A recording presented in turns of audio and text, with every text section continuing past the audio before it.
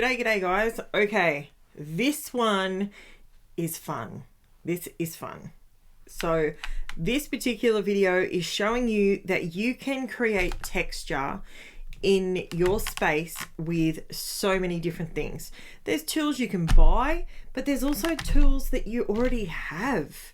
You know, use things that you have around your house. You never know what you can use. So when it comes to creating texture on a layout, I do everything from creating the texture from movement to adding some bling to adding shimmer and shine, or I literally create texture through a stencil to create the mood or the feeling of the layout. I do that. I can add color to that. It just, list goes on. I can also add texture by adding some thread, you know, a bit of hand sewing, a bit of bling, all that sort of thing all plays into the texture realm. And that makes your layouts visually interesting.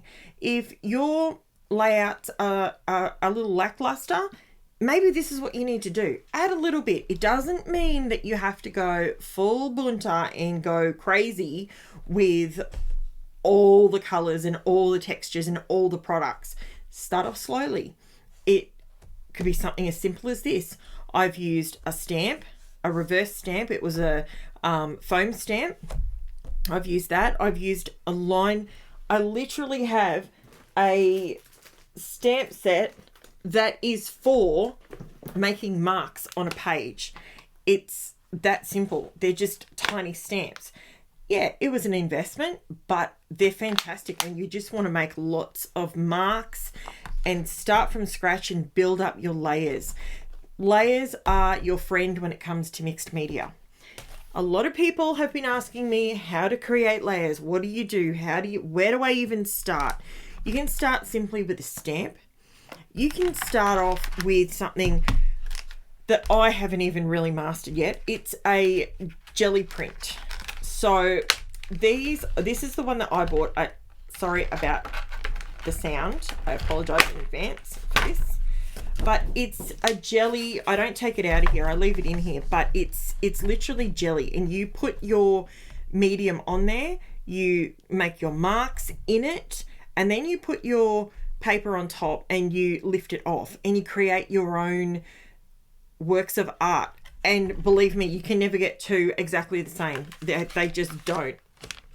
You never get two the same. What else? These are some sponges. This one I keep soft because it's got a really interesting texture to it and it gives you a really cool stamp. This one I keep hard. It's rock hard and I keep the paint in it because when I'm making marks with it, that's the look that I'm going for. Then this little fella, he stays nice and soft as well. I usually use this one wet and it creates a nice soft space. These were just some foam sponges that I've acquired over time. I don't even know where I got them from. Not to mention, don't forget, you've probably got sitting around your house somewhere an old placemat.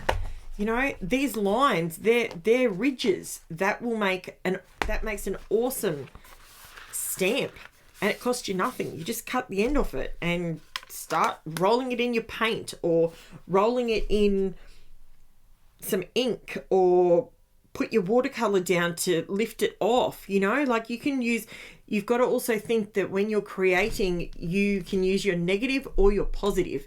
So you can paint down and that's your positive, but then you can use something like this to put an imprint in it and remove some of that ink. And that way you're using the negative and the positive, which is pretty cool.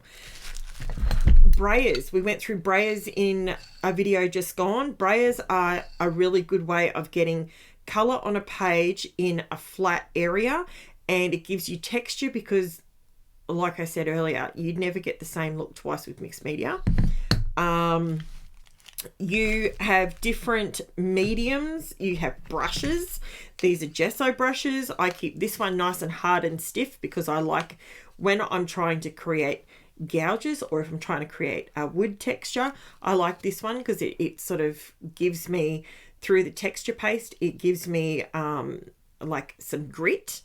Whereas this one is soft. I keep this one soft because it gives me a softer look. So two of the same tool, but I use them differently. You can use different mediums. You can use watercolor, you can use acrylic paint, you can use products that are specifically for texture like Luna paste. It is a beautiful paste. It is like butter. I absolutely love it. It's been in a lot of my videos lately. It comes in so many different colors now. It's fantastic. You can use bottle tops, you know, Tupperware containers in your kitchen cupboard. Use all of those. That's, you know, take the lid off one of these and bang, you've got the circle, or you can turn it over and use that side. You know, create visual interest with what you already have. Don't go out of your way. For that matter, you could even use the bottom of that. You know, that's another way of creating texture on your page and visual interest with things that you already have. This is actually liquid pearls and it sits raised up on your page. So it gives you that, I'll show you an example. So you can see here, see how it's raised up? That's actually liquid pearls. Can you see how it's raised up? If I turn it to the side, that would help, wouldn't it? So you can see there, it's raised and it feels amazing. Once it's dried, it feels so good. That's just one of the things I love about scrapbooking. You can use your scoreboard to create zigzags or backwards and forwards or rosettes or something like that. So your scoreboard comes in handy. Something as simple as tissue paper. We all place orders and quite often you get your products wrapped in tissue paper that turn up on your doorstep. So utilize it. Put down a wash of, you know, PVA and water mix, and I usually do 75% glue to 25% water, and just put a wash down. Add this to the background. It automatically adds interest to your layout without doing anything else before you've added paint or stamps or anything else. Stamps. Speaking of stamps, this is a massive stamp. This is a Stampin' Up stamp and it is called On the Spot. I don't know if you can still get it. I haven't got a clue. I bought it secondhand, but it's pretty groovy. It gives you lots of different, you don't need to necessarily ink all of that up and put it down on like that. You could just ink up that section.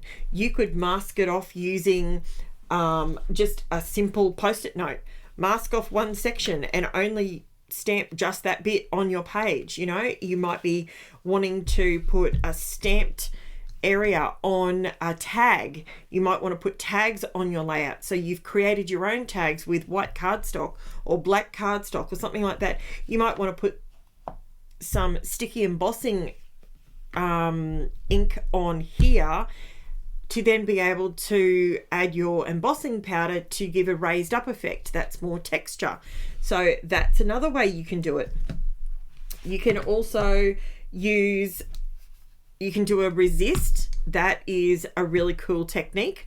The other week I did a layout where I used Vaseline and I was just playing around and I noticed that if you put your Vaseline down as your resist, but then if you heat the Vaseline up to the point that it melts it, you actually get your Distress Oxide ink to actually adhere to the paper where the resist is. So the resist creates like little dots because obviously the ink can't go into the paper.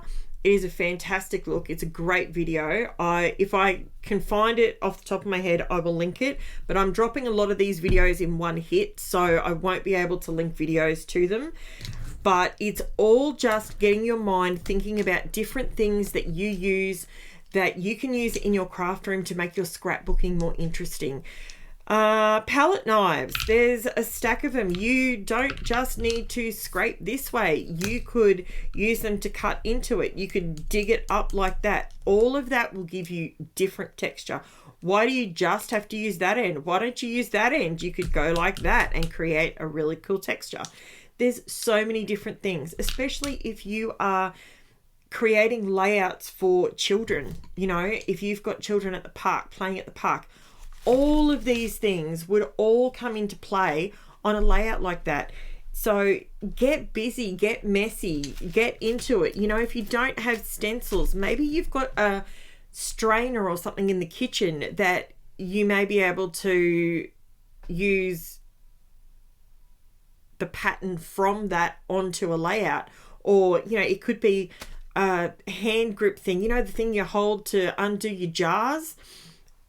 There is so many different ways and places that you can find texture in your own home that you don't have to go out necessarily and buy all the bling.